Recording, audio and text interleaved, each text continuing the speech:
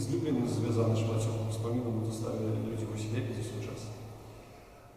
Вось. І можа таму, што гэты фестываль прасякнуты тэмай палаўцаў у розных, як кажуць, іпастасях.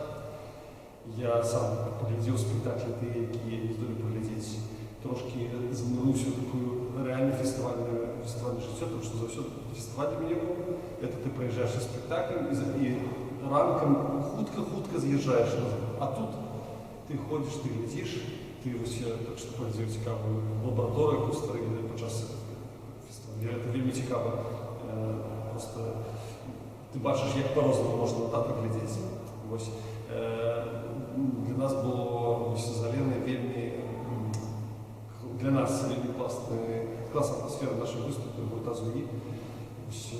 Мне падаецца, ідэальнай пляцоўкі, якая нагадвае арку, і мы там выканалі песню з альбома «Арка».